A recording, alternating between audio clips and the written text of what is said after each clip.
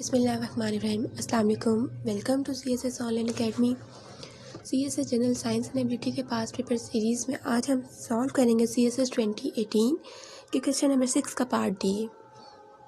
आए क्वेश्चन की स्टेटमेंट पढ़ लेते हैं। A man left his property of 6,40,000, अ डेब्ट of 40,000 was due on him and 5,000 rupees was on burial spent. Distribute the amount between his widow, one daughter and two sons according to the Islamic law. सबसे पहले हम question की statement को समझते हैं। तो इसमें ये लिखा हुआ है कि एक आदमी है, वो जब फोर्थ हुआ है तो वो अपने पीछे एक प्रॉपर्टी छोड़ के गया है जिसकी वर्थ है 6,40,000 रुपीज़। लेकिन जब वो फोर्थ होता है ना तो उसके ऊपर जो लोन की अमाउंट या कर्जा था उसके ऊपर वो 40,000 का था और 5,000 जो थे वो उसकी जो कफन दफनाने पे जो सर्फ काम था उस पर खर्च हो गए। अब वो कह रहे हैं जो उसकी अमाउंट है ना वो आप डिस्ट्रीब्यूट करें इस्लामिक लॉ के अकॉर्डिंग। एक बेटी है, दो बेटे हैं और एक विडो है उसकी, ठीक है। इनके बीच में आपने इस्लामिक लॉ के अकॉर्डिंग डिस्ट्रीब्यूट करना है। तो जब हम इसका सलूशन देखते हैं तो सलूशन में सबसे पहले हम स्टेटमेंट लिखते हैं। जो स्टेटमेंट में डाटा दिया होगा वो लिखेंगे। जो प्रॉपर्टी थी मैन की उसकी वर्थ थी 6,40,000, ठीक है। डेप्थ अमाउंट जो थी वो 40,000 थी और जो उसके एक्सपेंडिचर हुए थे फोर्थ होने पे तो वो थे हमारे पास 5,000, ठीक है। रिमेनिंग अमाउंट क्या थी कि उसके आदमी की रह क्या गई थी, ठीक है। इस्लाम में जब भी कोई बंदा फोत होता है तो उसकी जो प्रॉपर्टी वर्थ होती है, ठीक है, उसमें से या उसके ज़िम्मे उसने किसी को देने हो, किसी के लेने होते हैं या फिर उसने कर्जा देना है, जो कुछ भी था ना वो उस बंदे का देना ही देना होता है उसने। तो जब हम इसको देखते हैं तो उसकी प्रॉपर्टी में से हमें माइनस करना होगा उसका कर्जा भी और उसके ऊपर जो एक्सपेंडिचर हुए थे वो भी, ठीक है। तो उसकी प्रॉपर्टी की वर्थ की वैल्यू ये थी, उसका कर्जे की अमाउंट लिख रही है, उसके 5,000 वो लिखी। इन दोनों को हम ऐड करेंगे। ऐड करने के बाद हम उसकी जो प्रॉपर्टी के ओरिजिनल पैसे थे ना उसमें से हम इसको माइनस कर देते हैं, ठीक है। जब हम इसको माइनस करते हैं तो हमारे पास आ जाता है 5,95,000 रुपीज़। ये एक्चुअल अमाउंट है जो उसके फैमिली में डिस्ट्रीब्यूट करनी है हमने, ठीक है।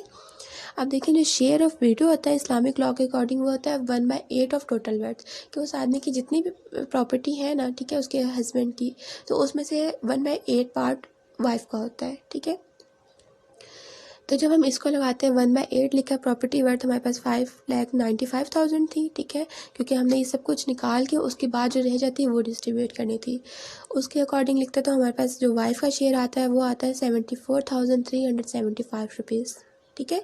अब हम सबसे पहले वीडो को उसका शेयर देते हैं तो उसमें अमाउंट में से हमने इसको माइनस किया, ठीक है, वीडो का शेयर निकाल दिया तो हमारे पास पीछे जो रिमेनिंग अमाउंट रहेगी वो रह गई है 5,20,625 रुपीज़, ठीक है। अब ये जो बाकी रह गई हैं इसको हमने उनके बच्चों में देने हैं, ठीक है। एक बेटी या दो बेटे हैं और हमें ये पता है कि इस्लाम में जो बेटों का हक होता है, ठीक है, जो पार्ट होता है वो हमेशा 2 हिस्से होते हैं, बेटी का 1 हिस्सा होता है।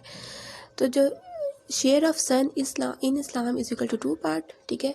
अब जो एक बेटे का था वो 2 हिस्से हैं, ठीक है। अब उसके क्योंकि 2 बेटे हैं तो दोनों को हम 2 से मल्टीप्लाई कर देंगे, ठीक है। अगर 3 होंगे तो 3 2 6 हो जाएगा। लेकिन अभी हमारे पास 2 बेटे थे तो 2 हिस्से 2 बेटों के, तो 4 टोटल पार्ट्स हो गए, ठीक है। और इस्लाम में जो डॉटर का हिस्सा वो 1 पार्ट होता है, तो 1 पार्ट हमने लिख दिया, ठीक है। अब सम ऑफ रेशियोज मतलब तीनों बच्चों के हिस्से होते हैं वो कितने बन रहे हैं, तो 2 एक बेटे का, 2 दूसरे बेटे का और 1 पार्ट जो था वो बेटी का। जब हम इनको सम करेंगे तो हमारे पास 5 पार्ट्स बन गए हैं, ठीक है। अब हम सबसे पहले निकाल लेते हैं डॉटर का शेयर, ठीक है। डॉटर का शेयर 1 मतलब टोटल 5 हिस्से हैं, उनमें से एक हिस्सा बेटी का था, ठीक है। ये एक हिस्सा था, टोटल 5 हिस्से थे बच्चों के, ठीक है। उन बच्चों के 5 हिस्सों में से एक हिस्सा बेटी का था तो हमने वो लिख लिया 1/5 मल्टीप्लाई बाय। अब ये वो अमाउंट है जो उसकी वाइफ को हिस्सा देने के बाद बच रही थी हमारे पास, ठीक है। इसमें से जब बेटी का शेयर निकालते तो वो हमारे पास बन गया है 1,00,000, ठीक है, 4,125 रुपीज़। अब हम निकालते हैं शेयर सन का, ठीक है। बेटी के तो अमाउंट ये आ गई हमारे पास। अब हम सन का निकालते हैं। पहले बेटे का शेयर था, क्योंकि एक बेटे के 2 हिस्से होते हैं तो 2 हिस्से पहले बेटे के आ गए। टोटल पार्ट थे हमारे पास, टोटल हिस्से बच्चों के थे वो 5 थे, ठीक है। और मल्टीप्लाई बाय जो उसकी वाइफ वो टोटल अमाउंट जो रह गई थी वाइफ को देने के बाद, ठीक है। अच्छा, इसमें मैंने क्यों नहीं बेटी का हिस्सा पहले निकाल के, जैसे हमने वाइफ का पहले माइनस किया था उसके बाद हमने बच्चों को डिवाइड किया था, क्योंकि देखिए जो बच्चों के हिस्से हैं ना वो टोटल बराबर के हैं, सिर्फ 2 और रेशो 1 में है, लेकिन जो उसकी वर्थ है ना, ठीक है, मतलब टोटल जितनी अमाउंट रहेगी है उनमें से सबको बराबर देने थे, तो हमारे पास ये टोटल वर्थ तीनों बच्चों के लिए बराबर ही रहेगी, ठीक है। वो हमने निकाला 2/5 करके को मल्टीप्लाई कर दिया टोटल वर्थ से जो रह गई थी, तो हमारे पास एक बेटे का जो पार्ट आया वो आया है 2,82,810 रुपीज़, क्योंकि दोनों बेटों के हिस्से बराबर थे। सेकंड बेटे का निकाला है, ठीक है, सेकंड सन का, तो वो 2/5 किया है और मल्टीप्लाई टोटल वर्थ किया, तो हमारे पास इसकी भी सेम अमाउंट आ गई है। अब उन्होंने क्वेश्चन स्टेटमेंट में लिखा था आप आंसर की हेडिंग दें, ठीक है, आंसर की हेडिंग देने के बाद आप स्टेटमेंट्स बना लें। Amount distribute to his widow, ठीक है, अकॉर्डिंग टू इस्लामिक लॉ लिख लें, इज इक्वल टू